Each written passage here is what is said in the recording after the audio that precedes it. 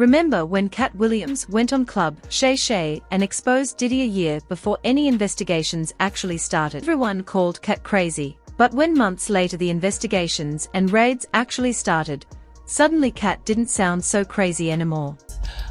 Big dick deviance is all catching hell in 2024. It's up for all of them. It don't matter if you Diddy or whoever you is. TG Jakes, any of them. All lies will be exposed. That's all.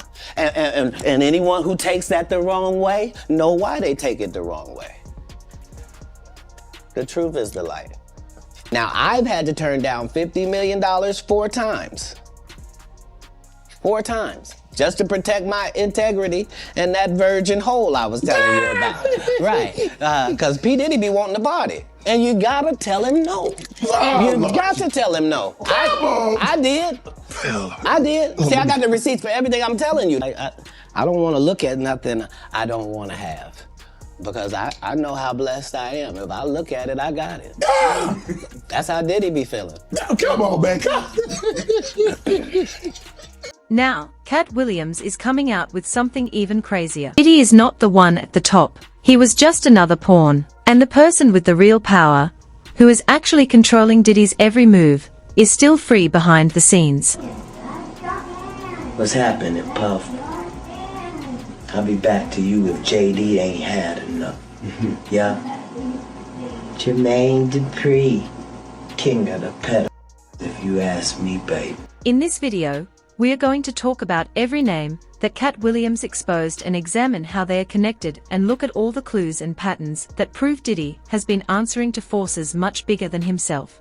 Motherfuckers be gay in Hollywood, you never expect it. They be having these big ass mansion parties, and the mansion party, the whole mansion is a party, and then it's a separate party in the little rooms. I ain't been famous that goddamn long. I'm excited in a motherfucker to be at the mansion party. You be looking at all the goddamn rooms, and you around and look in the wrong room and shit.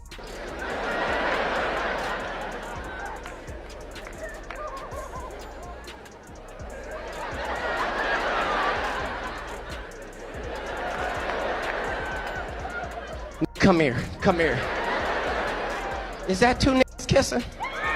Is one of them niggas Professor? Hollywood elites use money to control you. Diddy became a billionaire because he was allowed to get to that point.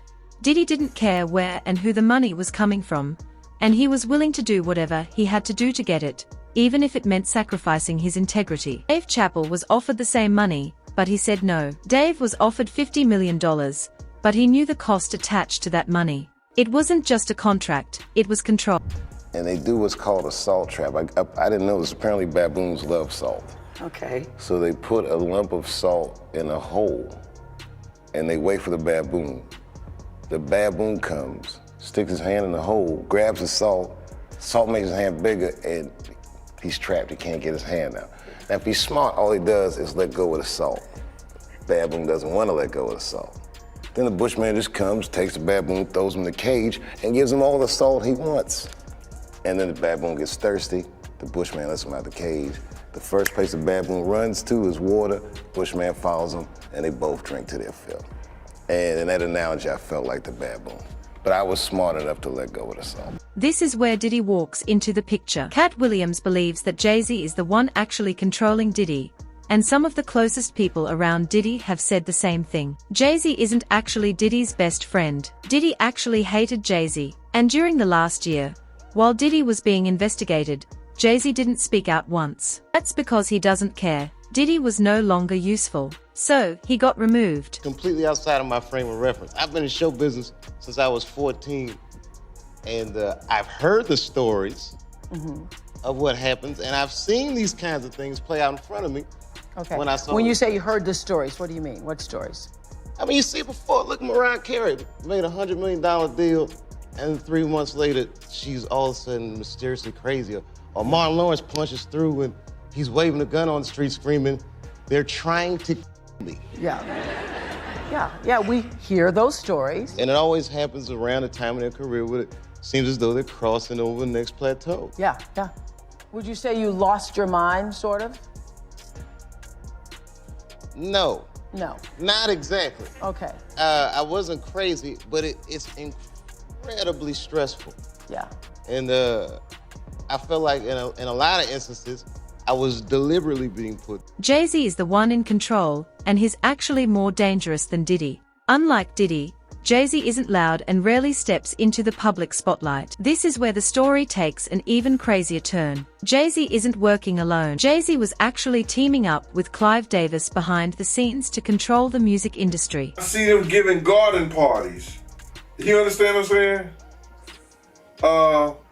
You could tell that the people in power had gave that ring to Diddy, and Jay was next in line. So to separate him, when in fact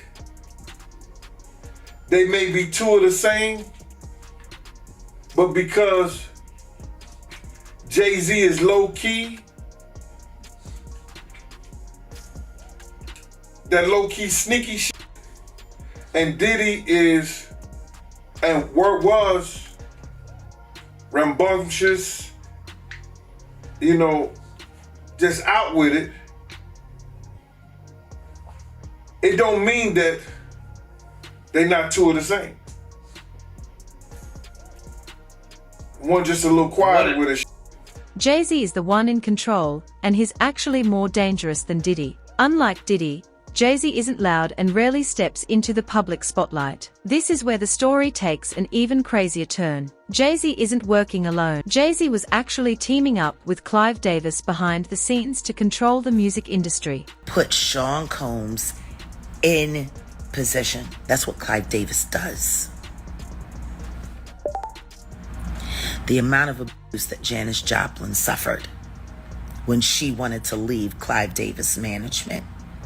The amount of abuse Whitney Houston suffered when she was ready to write her book. And then all of the abuses that she suffered. You know, Luther Vandross, that was nasty work, Clive.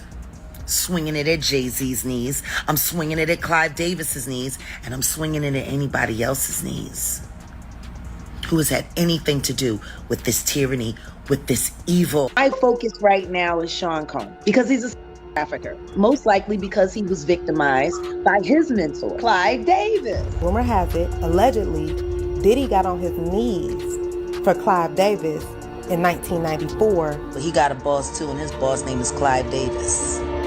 Clive run him. Diddy don't run himself. This is where the story takes an even crazier turn. Allegedly, once Diddy figured out that Jay-Z and Clive Davis were just using him and planning to get rid of him, he turned on them and started snitching for the FBI. Diddy was an informant for years, and Jay-Z and Clive Davis only found this out recently. They pulled strings to get Diddy arrested, and everyone in the industry knows it. That's not Cassie doing, that's his doing, and his learned behavior from the people that mentored him. You gotta realize, man, he learned from Andre Harrell. He learned from Russell Simmons. He learned from Clyde Davis. You understand? When those people are telling you that they were heavy into the drugs, they was heavy into beating women and doing things at that age, at that crazy stage, that's gonna make him think that he could get away with the same thing that they was getting away with back then. You understand? The things that he was saying, you know, the touchy-feely between two men and all that stuff like that, man. All that, he learned that from them dudes. When I told y'all the story, when me and my man went up to Russell Simmons and he had a house and he had a man in bikini drawers in his bedroom, in his bed. You understand? Bruh, this is that he learned. I'm assuming he learned it from them. Let me put that. And I'm not gonna say alleged because I saw that for my own self. My man was with me, Slick was with me, and we saw that for our